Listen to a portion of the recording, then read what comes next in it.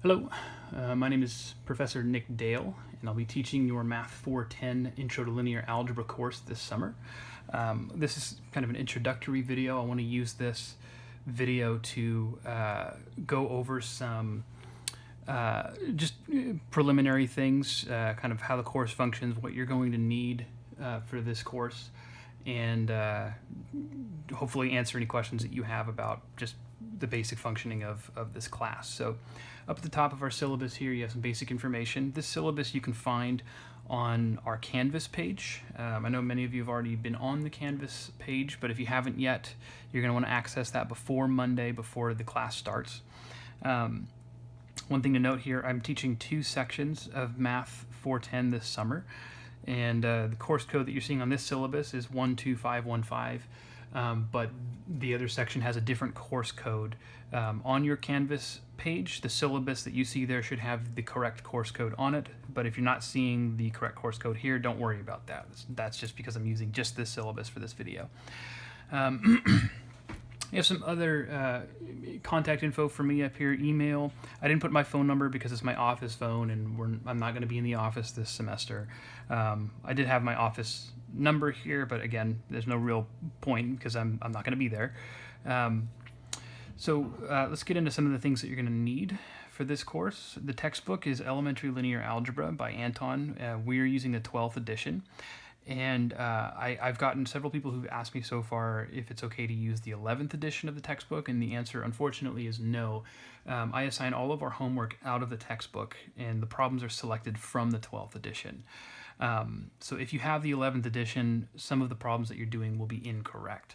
In addition to that, the 12th edition has an extra section in Chapter 4, which is not included in the 11th edition of the textbook, and we do cover that section. So if you have the 11th edition, the section numbers in Chapter 4 are all going to be thrown off, and you're going to be missing an entire section. So it is actually very important that you do have the 12th edition for this class. Okay. In addition to the textbook, there's some other materials you're going to need, kind of the usual paper and pencil. So all of the homework and all the exams that we do in this class, even though it's an online class, you're going to be doing those by hand, so you're going to be writing on paper, and that leads to the next couple of things, a printer and a scanner.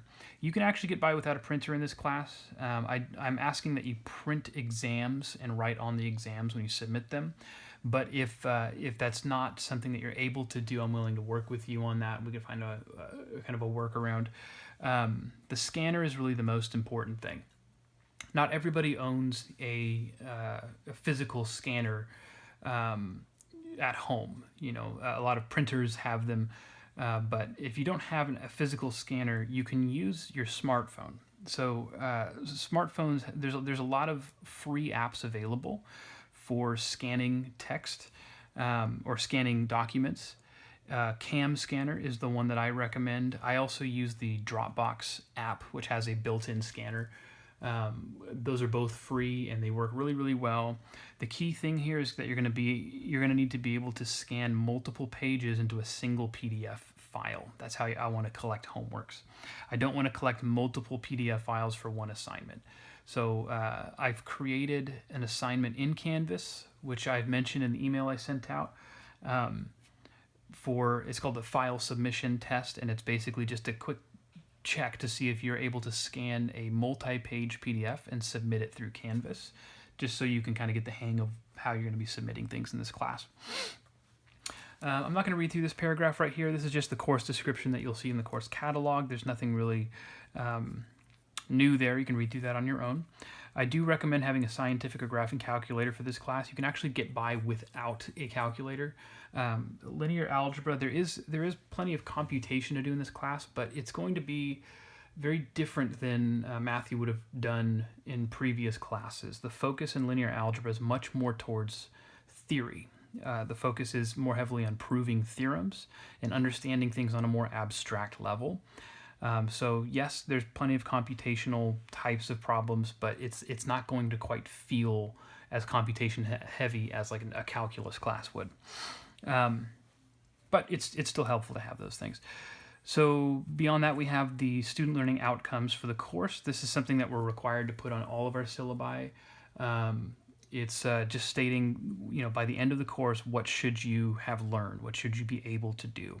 I'll let you read through those on your own as well. I don't want to go through those item by item. Below that, you're going to see this little sentence right here that is sort of a motto I put in all of my syllabi for all the courses that I teach. It says, remember, math is not a spectator sport. Nobody becomes proficient at math simply by listening to lectures. The key to success is practice, practice, practice. So by the time you've gotten to a course like linear algebra, you've got a lot of math under your belt. This shouldn't come as a surprise to anybody.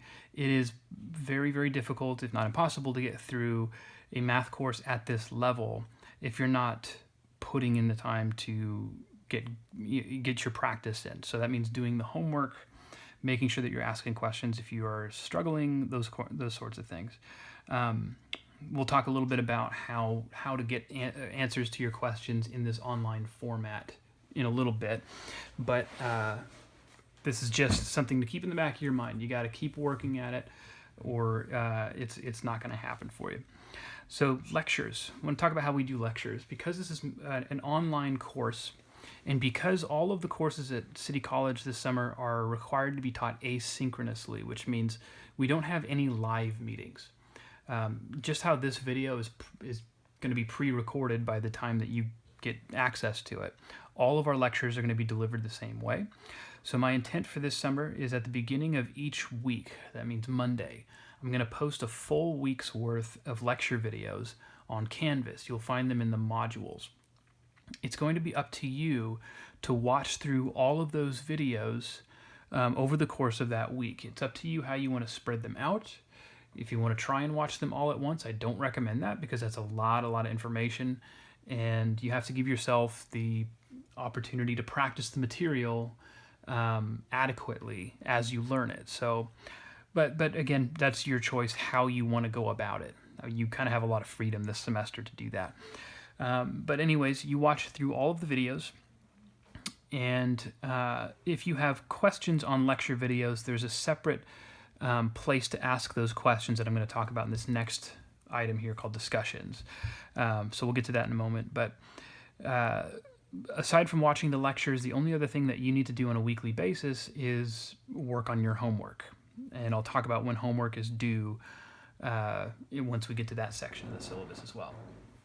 Okay, so let's talk about this next item here, discussions. In Canvas, there's a little tab that you should see on the left side of your screen where modules and grades and all those things are. One is called discussions, and I've created several discussion topics already.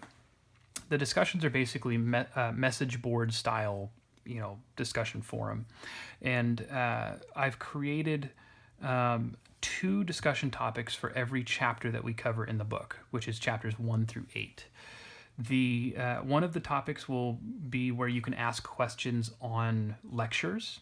So if I'm covering some specific topic in one of the lecture videos, you can ask for clarification or ask for more information or whatever you would normally ask in a classroom setting. That's the place that you want to do that.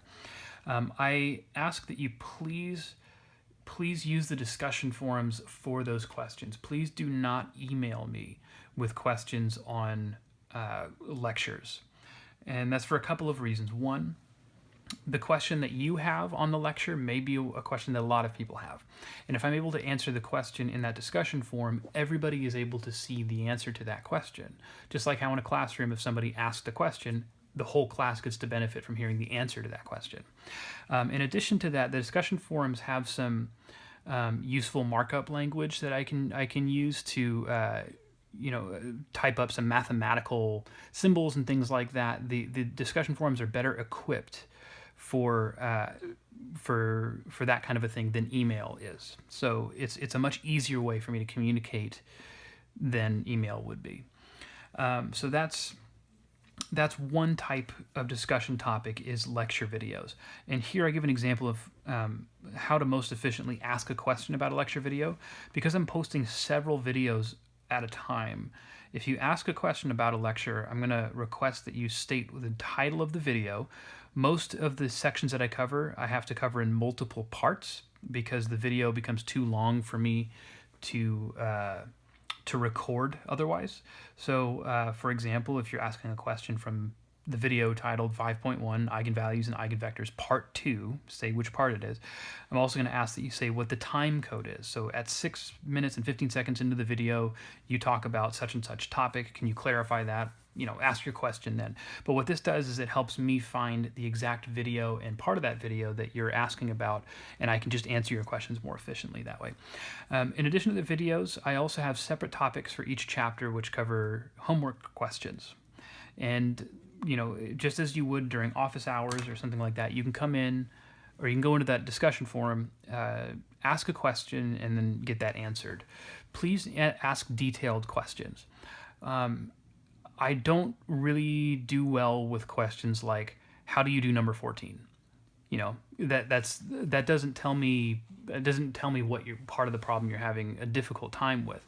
What I ask is that you try the homework question first, and then tell me what you tried and where specifically you're getting stuck. That helps me answer that question much more efficiently. One last thing about these discussion forums before we move on. Even though I'll be coming in to answer questions in those discussion forums, it's kind of like an office hour, I encourage you students to help each other as well. So if somebody asks a question and you feel like you know how to answer that question, by all means jump in there. Sometimes you guys will learn better from each other than you will from me, and I really encourage that kind of discourse. So yeah, I think that's all I wanted to say on that. Let's go ahead and flip to the other side here. I did talk a little bit about the scanner. Just a little bit again, you do need some way of scanning physical documents like this one to a PDF file, and it has to be a PDF. And again, homeworks, exams are generally going to be multiple pages, and so you'll need to be able to scan several pages into one file. Make sure that you know how to do that before class starts. Let's see. In addition to that, what was I going to say here? Oh yeah, I mentioned some of the apps that you can use, which we talked about before, Cam Scanner, Dropbox, and there's others out there. You find one that works well for you. I used this method of collecting work last semester as well when we went online, and for the most part it worked pretty well. However, I did have some issues where people were posting PDFs, and I would get like the first page of the PDF and then everything else was blank. I'd get a bunch of blank pages.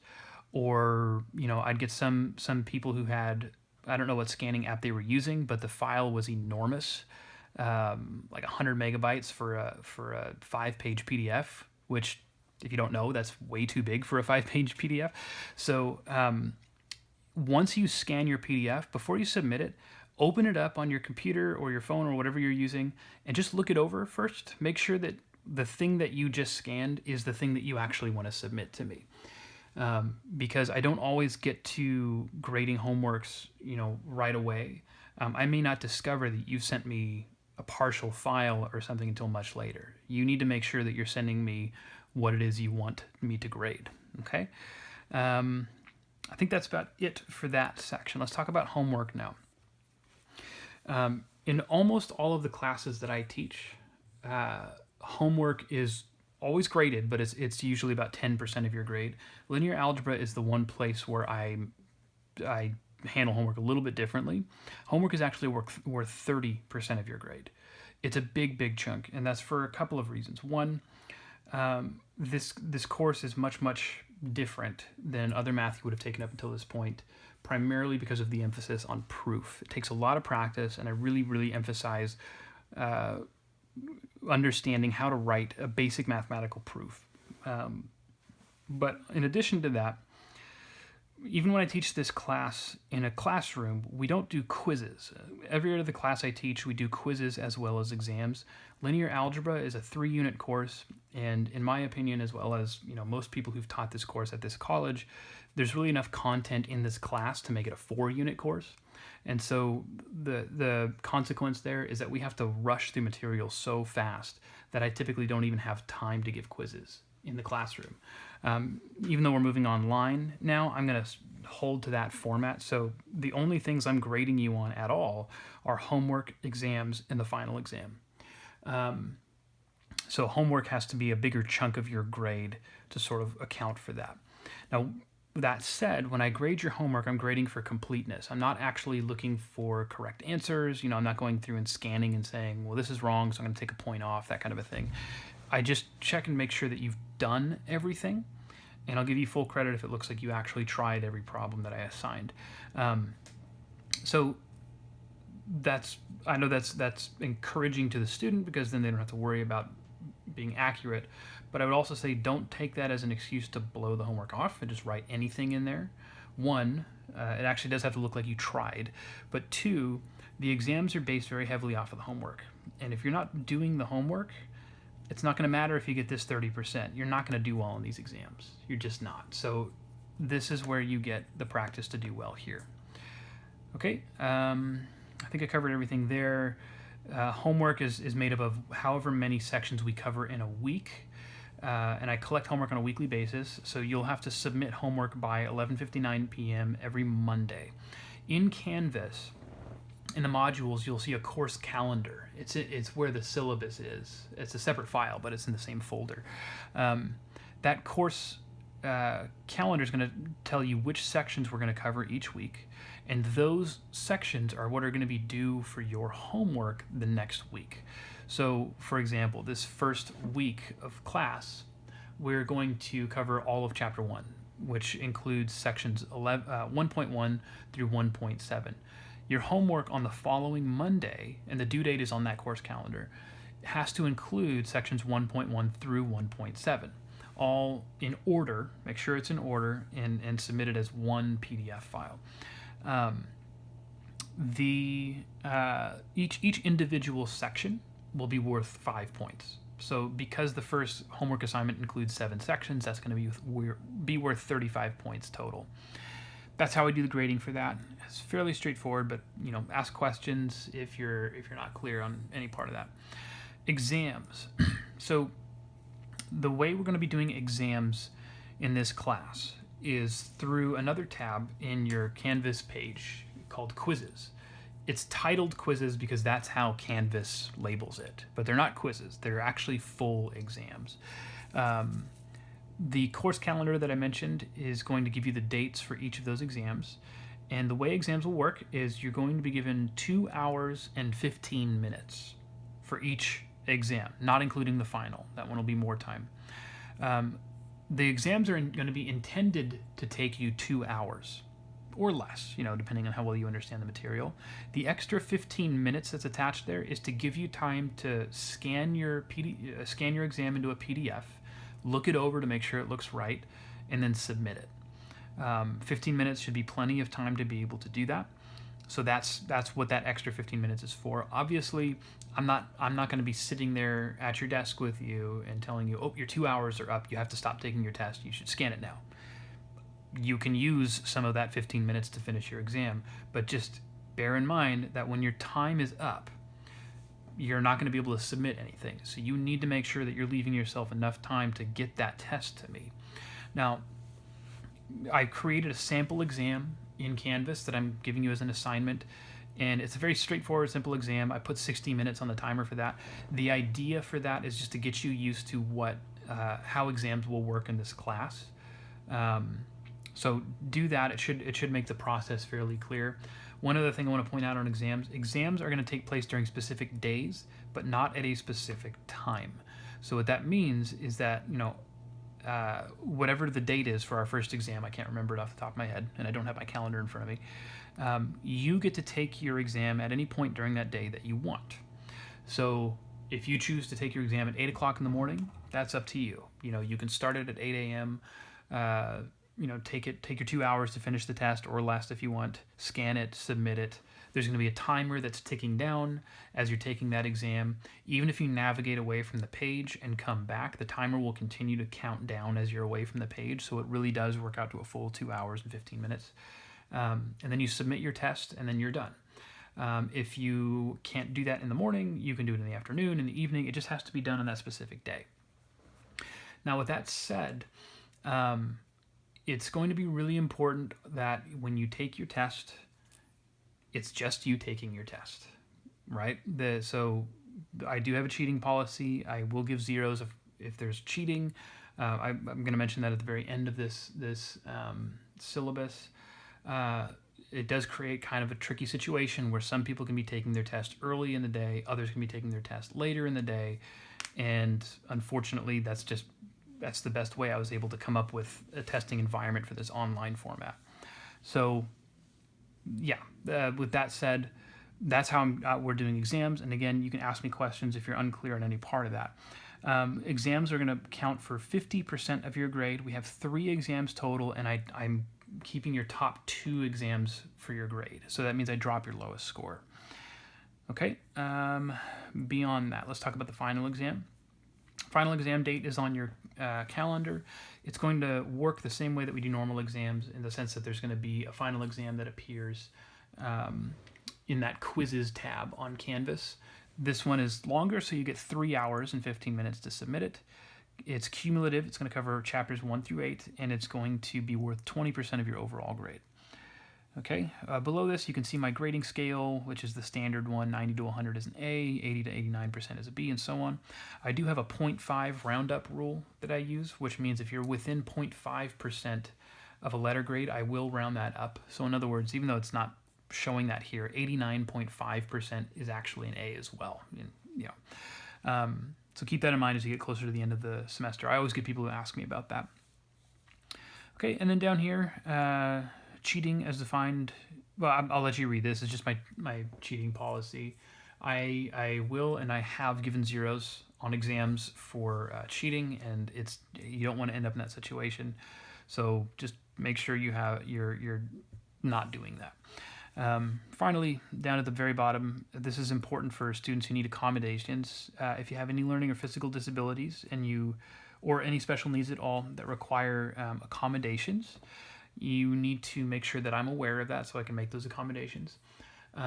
The college has a process for getting those accommodations approved. It's through DSPS. And if you've gone through that process, they will send me a letter that has your accommodations on them. That's how I'm able to do those. Okay, so it needs to have gone through that process through DSPS in order for me to make those accommodations. That's it for the syllabus.